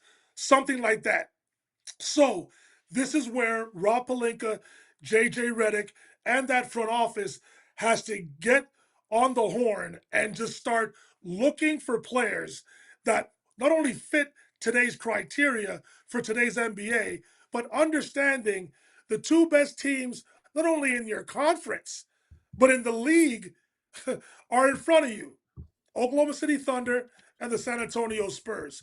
If you wanted to be able to compete with those two franchises, you have to build your roster with studs, athletically, guys that can defend, or at the very least are competent on the defensive end and can make a shot from distance. If you don't have those pieces. All right. So, Dwight, I love the take. Reaves is played himself off the max for the Lakers, but not the rest of the NBA. Is Reaves playing himself off the max? No. Is Austin Reaves healthy? I'm not an excuse maker. Okay, you guys know that. I'm as hard ass as they get as a sports media guy. But there is contextualization that needs to happen from time to time. Is Austin Reaves healthy? I don't think he is.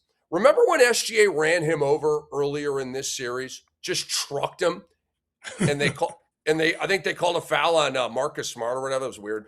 But SGA ran him over immediately. Oh, how do you think Austin Reaves' oblique felt after that car crash? Okay, probably not real good. All right, Reaves is back on the court, far less than 100%. But LUKA, he's back on the court. Okay, tell me what doesn't make sense here. Tell me what doesn't make sense. Austin Reaves returns from a pesky oblique injury, and he's still working his way back into shape 2 weeks later. Check. His body doesn't even look like it's in the same shape, right? The muscle tone and Reaves does not look like Reaves, okay? It's how he's playing, how he looks. He has shot poorly in this series.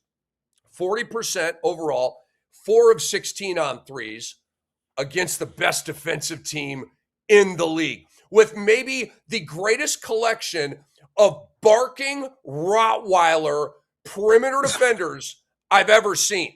Okay? Am I saying they're a better defensive team than the Chicago Bulls with Jordan and Pippen and Rob? Of course I'm not saying that. Guard wing defenders and the cluster. You guys, Isaiah Joe can lock you up. Isaiah Joe's a stud. Sometimes plays, sometimes doesn't. Have you guys seen Aaron Wiggins? Yo, Aaron, where you at, bro? Aaron Wiggins is a heck of a player, man. Cannot even find burn on this team. Okay, he's not necessarily a defensive guy. But all of that is chalky to me. 2 months ago, guys, this was not a debate whether Reaves was coming off the max or not. Wasn't a debate. So now that he's struggling in the playoffs, coming off of an injury against arguably the greatest defensive team we've ever seen, I'm supposed to trip out and flip my take? No. Stay the course, Lakers. Give Reaves the max. He's one of the slickest players in the NBA, and we are in an age of skill, okay? And he fits perfectly in that. Works very well with LUKA. And so I would still pay Austin Reaves the max. Guys, it is prediction time. We have 2 Game 4s tonight, and we have a very, very, very, very important Game 5 Tuesday night in San Antonio with Wemby. And it'll be Wolves, obviously, and Spurs. Detroit at Cleveland, 60-second clock. And AM Pfeffer, I want to take your temperature here on your Cleveland Cavaliers, okay? Game 4. I call it a must-win for the Cavs. Who you got? And let me just preface my answer with saying that the Cavs suck. Okay, that's really how I feel about them. They suck, and they're gonna win tonight because it's at home, and they're getting back in the series, and they're gonna suck us in. And again, like the Toronto series went not me. As expected. They're sucking me in. No, they're not sucking you back in, but everybody else is the proverbial us. You know, who are still somewhat on the bad wagon. But like Mobley, you kind of suck. Jarrett Allen, where you been? Harden, like. Good for you showing up and having your game and hitting the shots that you did at the end. But like Mitchell, you've sucked this series. Everybody, like the team is not playing cohesively, not doing what they're supposed to do in any way, stretch of the imagination. They should be winning this series. They should be the one up 2-1. They should be coming back and being up 3-1 in this game. Like the way it was playing out to outlast Toronto the way that they did, to effectively take on a Detroit team that was in trouble and had put themselves in a corner, and they're letting them out of the corner. You suck. it's going to be 2-2 after tonight, but I'm interested to see what happens in the final 3 games. But I'm expecting them to win tonight. AM Pfeffer souring on his Cavaliers. It must be the basketball that we're watching with our own 2 eyes. And, you know, it just is what it is. Dwight Walton, you know, I get in super troll mode when it comes to the Cavs and you guys. And I'm having fun. I have a good time with this, man. Oh, Toronto was so close to knocking these guys out, too. Toronto was so close. All right, Dwight, who you got, Pistons or Cavs? I'm only going in the direction of the Cavs because they're at home. And I'm hoping that James Harden can come through in the clutch again down the gut of the game the way he did on Saturday afternoon. However, am I confident with that prediction? No, I am not. I need for Evan Mobley to play better. I need for Jared Allen to play better. James Harden to play better. Donovan Mitchell to be more consistent. There's too many questions with the Cavs, man. I'm reluctantly, and I'll say it one more time, reluctantly taking the Cavs to win game 4 tonight to tie this series up. I'm not confident, though, only because they're at home. Oh, I'm not confident either. I got Cleveland, but I'm not confident at all. I picked Detroit in 7, so we're right on track. The Cavs are undefeated at home, 5-0 in these playoffs. The Pistons are 1-3 on the road in these playoffs. James Harden is due, and I think we're going to get a moderately big game here. Not a 40 ball, but he's gone 22, 10, and 19. He's due for about 25 tonight, I think. Remember, guys, I'm not some hypocrite or flip-flopper. Is it game 5, 6, or 7 yet? No, it's not. It's game 4. James Harden is usually pretty reliable for the first 4 games of a playoff series. It's 5, 6, and 7 that buzzkill him. So I think Cleveland's going to tie the series at 2-2 tonight. I want to start with OKC and the Los Angeles Lakers. Again, I will have the game on, and depending on my my stamina level, I'll be doing some drumming tonight. But you already know. Take a walk with me, people. LeBron James has never missed a playoff game due to injury. Not one. Michael Jordan has never missed a playoff game due to injury. Not one. The only games Kobe missed in the playoffs due to injury were when he tore his Achilles. Okay? Are you listening, Luka? Are you listening, Joel Embiid? Oh, he caught a stray. Ask yourself 2 questions. Would Ant-Man be playing with the same exact injury that Luka Doncic has right now? Yes, he would. Would Jalen Brunson be playing with the same exact injury that Luka Doncic has right now? The answer is yes. Ask yourself another question. Would you rather have Luka Doncic at 60% or no Luka at all? I rest my case. Dwight Walton, OKC or LAL, who you got? Do we have to discuss this topic? You can make it super quick. You don't need the whole minute if you know. It's your call. You know what? I can't recall a series being this lopsided and predictable since 2007. And the irony of this is that there's one person that is in both these series, and that's the all-time great, my GOAT, LeBron James. Going back to 2007, they had 0 chance against the San Antonio Spurs. And now you fast forward to 2026, they have 0 chance against Oklahoma City Thunder.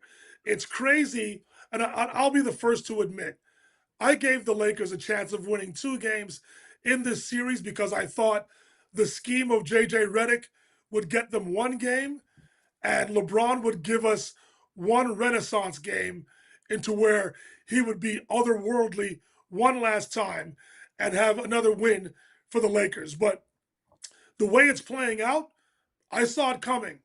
The Lakers have no chance, no athletic ability. They don't shoot consistently enough. And when you're missing 35 points per game, you can't. The Thunder are too good. The Thunder will embarrassingly sweep the Lakers tonight, it might be worse than Game 3. Ooh. AM, do the Lakers just let go of the rope tonight? Is that what we're going to see? Is this going to be a quit job? But talk to us, AM. Who you got, man? Lakers or Thunder?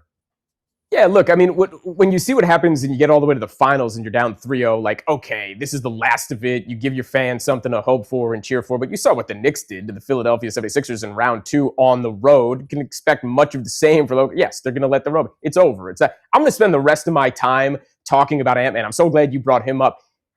14 points in the fourth quarter. Played out of his mind, was exhausted, was falling on the floor, ran into the tunnel and sat down on a chair while the camera kind of get what was going on with him. Yeah. Came back in, was drinking some sort of purple concoction, rallied his team, had them go like, oh, Ant-Man, where you been, man? Where's this version of Ant-Man? I mean, not to say that it's not like he hasn't done it before, but like that was an elevation. Loved. That was the most excited I've been in the playoffs, and I have watched these Knicks and love them. You know I've watched it, but what he was doing in the fourth quarter, when he went into the tunnel and came back out, when the Wolves won that game, when Wemby wasn't there, and he was facilitating the whole thing, so glad we're getting to talk about him for a moment on this show today because he deserves it. Loved it. That was really exciting stuff. Well, guess what? As we go to Tuesday night, Game 5, I'll go first here. We're going to talk a little more about Ant-Man.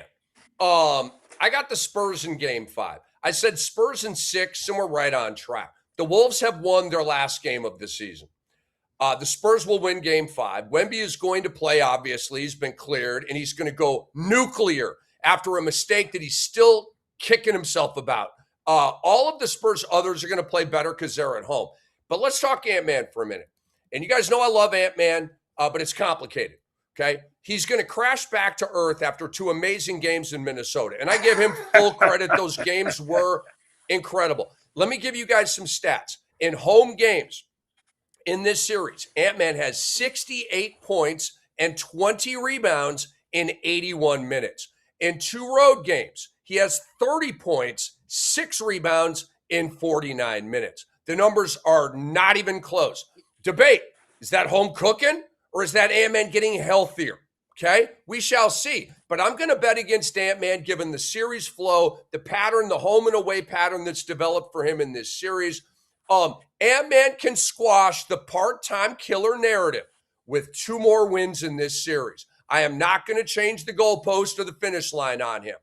Beat Wemby, and I will shut up about part-time killer, okay? Go out there in Game 5, Ant-Man, and have 17 points. And I'm still right here. But I love you, Ant-Man. Dwight Walton, who you got? Ooh, this is a big one, dude. Let's dive into that fight. Minnesota, San Antonio. I can't wait to hear who you say is going to win. To continue your point, I think Ant-Man is getting healthier as the series progresses. So that's why I have the Spurs tonight and the Spurs in 7. I think this goes back to San Antonio for a deciding game, simply because Anthony Edwards is getting healthier as the series goes on. That's my only reason. I think San Antonio wins because they're home for Game 5. I think Wemby is on a mission. I don't know if he goes nuclear, but I can see a 30-point, 15 rebound, 5 block, 5 assist type of performance in Game 5. Then Anthony Edwards goes off in Game 6, and then let's see what happens in Game 7 back in San Antonio. The Spurs will win the series. I want to see Spurs Thunder. I think most of the basketball world also wants to see Spurs Thunder in the Western Conference Finals. Let's hope that happens. This is no slight or disrespect against the Wolves, although I think they'll take it that way. Spurs will win Game 5. Man, you're tough. 30, 15, 5, and 5 seems kind of nuclear to me. But who you got? AFF for Spurs or Wolves, man? I think the Spurs are going to win this game, even though Edwards and Rick, I hear what you're saying, and your splits make sense, but he did come off the bench in Game 1, and he was pretty good in Game 1, And the Wolves did win that game on the road. Probably not going to happen again, but I could see it going 7, Dwight. I agree with you when they go back to Minnesota. But I'd go Spurs this time. I'll tell you who they shouldn't lean on is De'Aaron Fox, because he wilted in the fourth quarter down the stretch last night. Let's call it like it is. He couldn't hit a shot, couldn't buy a bucket, and they should have been a lot more reliant on Harper and Castle towards the end of that game.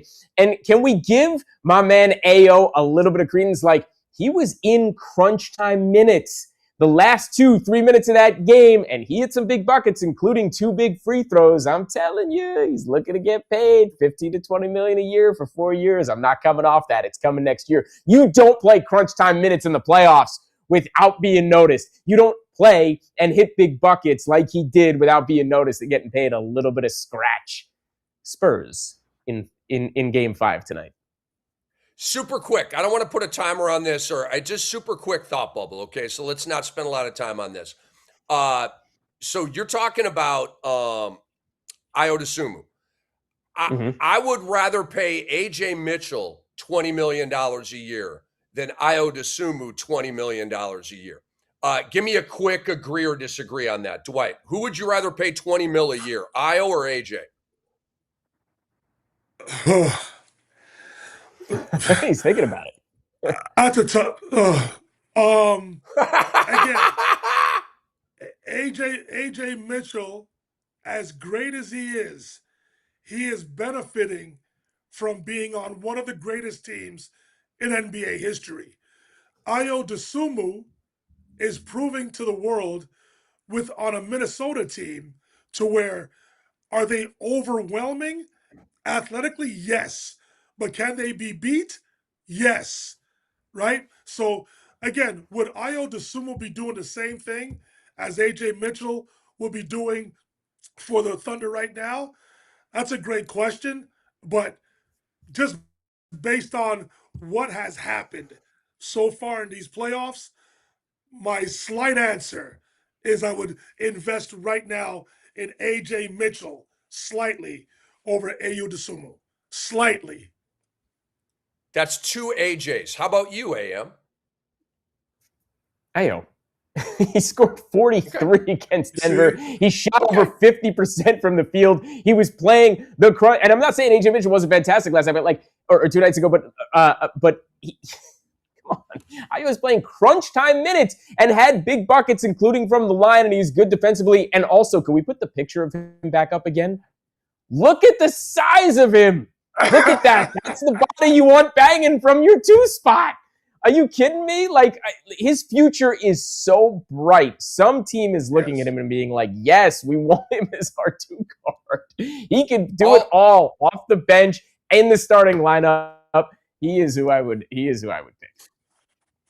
All I see when I see that still is a dope uniform. Not that stupid, dopey, awful white and blue dumb home jersey. Like that's old school. That's vintage, right? Yeah. Just rock that. Yeah. And then they got the black with that cool green bordering. Like, those uniforms are DOPE. Please, for the love of Craig Sager up in heaven, take those other uniforms out back. And as KG said, burn them, okay?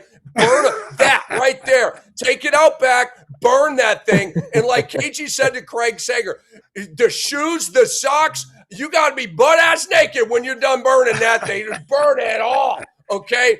Oh, it's like the greatest quote of all time. It is rant time, guys. It is Steph Curry time, okay?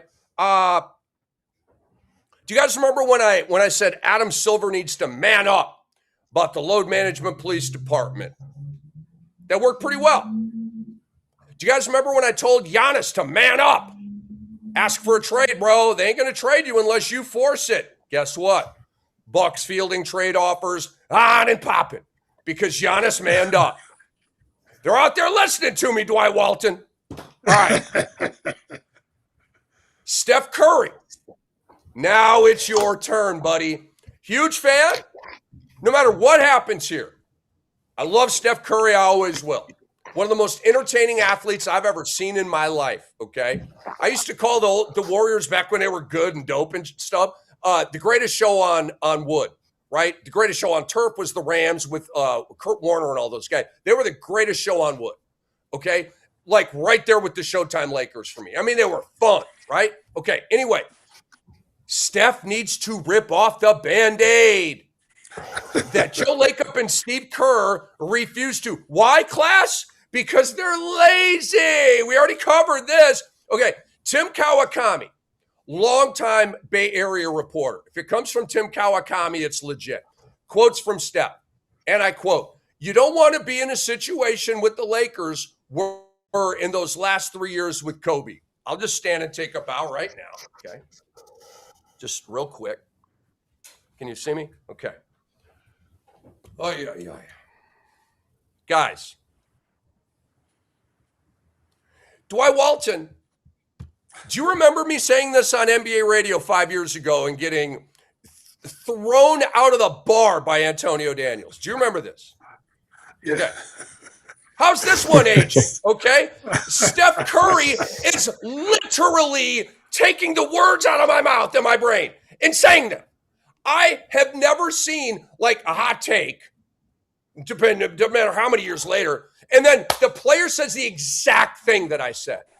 This is spot on. I was so psyched when I saw this quote. All right, I'm going to start over. You don't want to be in a situation that the Lakers were in those last 3 years with Kobe. I know he came off the Achilles injury, but they were a lottery team, and it was more just how many points can Kobe score down the stretch of his career. I don't want to be in that scenario. Okay, so he did not say that Kobe became a roller coaster at the amusement park. He did not say that he right now, okay, is the roller coaster at the amusement park, because that's all they are. They are attractions. They make money. Do they win? No. Why? Because they did not ask for a trade. Okay? I'm not trying to unpack the end of Kobe's career. All I want is for Steph. I want the what's at stake to return for Steph Curry. There's no what's at stake for him right now. It's go out, put up 30, ooh and ah from the crowd, all the long shots in the pregame. The networks get to sell your team because you're Steph freaking Curry, and we all get that, okay? Steph Curry is literally right now living the life that he just talked about. This is not going to happen. It is happening right now, okay? The Warriors don't suck. They're super mid, okay? The what's at stake is gone. The Steve Kerr thing doesn't really matter to me here. And Dwight, we know that star players are always tied in with the coaching decisions and all that stuff. So I agree with your take that you had earlier on that. But to me, it's not really about that. You have option one. Steve Kerr is the Warriors coach and the team stays mid. Follow me here. Option two. Anyone else coaches the Warriors and they stay mid. Red Auerbach is not coaching this team to 50 wins, okay? It doesn't matter. Steve Kerr or Nate Bjorkgren, okay? They are not winning with this team. They're going to stay mid. That's right. Nate Bjorkgren caught a straight. One of the worst coaching hires I've ever seen in my life, by the way. Kevin Pritchard, I still love you, but my God, that was a bad day for you, dude. No coach could win with this outdated roster. Jimmy Butler, Moses Moody are going to miss most of next year. I could go on, but you guys already get it. Here's option three. Wink, tell them what's behind door number 3. Ding, ding, a brand new car. Okay, so this is what you want. Steph gently asks Joe Lacob over a game of golf to trade him. Same thing Giannis did in Milwaukee. That's why right now, second headline on ESPN, Bucks fielding up, because Giannis said, yep, it's time. I want to go. Get me out of here. Man up, Steph. It's time to man up. You went to Coachella. I saw it. You kicked it. You had little drinky poos and stuff. Cool. Do your thing, bro. Get your party on. I'm mad at you, bro. It's time to man up, though. Okay? The rest of your career's at stake here. If Steph does not want to go out like Kobe did, they are mirror images of one another right now. Then he needs to man up and ask out of Golden State. Curry is a cash cow for Joe Lacob.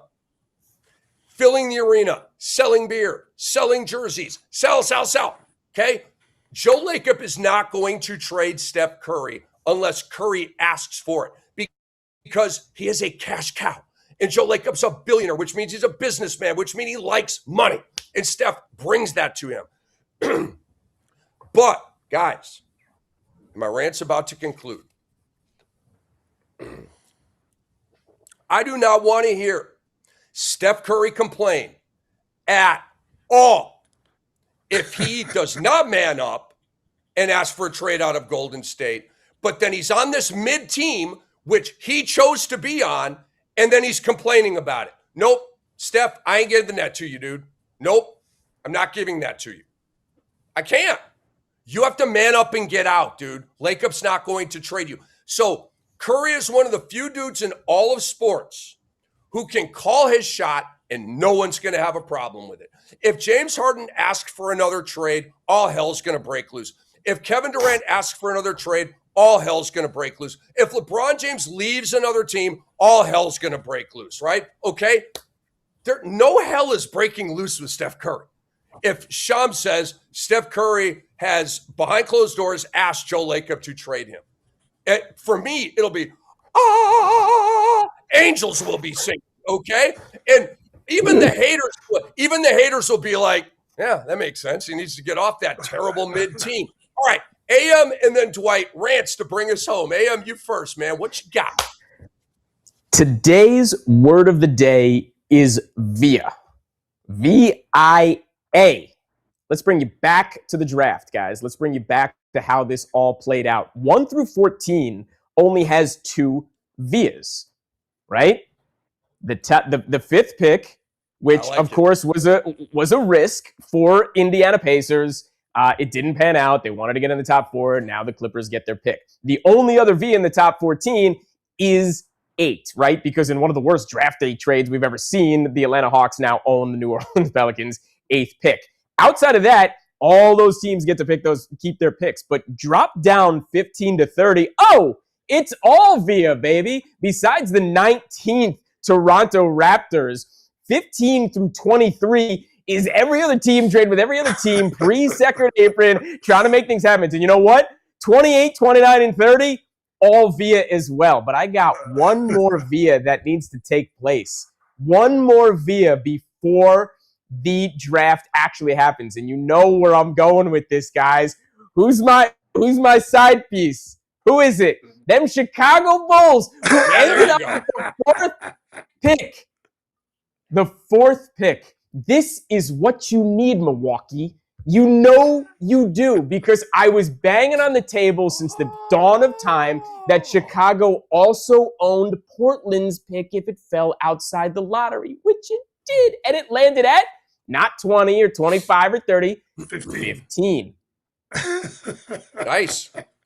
Let's talk for a second, my friends. Isn't Milwaukee a lot better off because we know they're not getting to Bansa, but they're going to get Boozer, Peterson, or Wilson. They've got to bite at the apple if they can trade Chicago for this. Does Chicago need either of those guys right now? I would argue that maybe they should stay and keep Peterson, but not those are the two guys. I wouldn't take a Boozer or Wilson if I'm Chicago. Win now and go get Giannis. And this gets even more interesting, okay? Because Milwaukee still has the 10th pick, because obviously they in the one trade that they were part of with Atlanta and New Orleans, they get to keep the worst of the two. So Atlanta takes 8th and they keep their 10th pick. What if they had 4, 10, and the 15th pick this year? You can package 10 and 15 and get yourself back up into 8 or 10, or keep 10 and 15.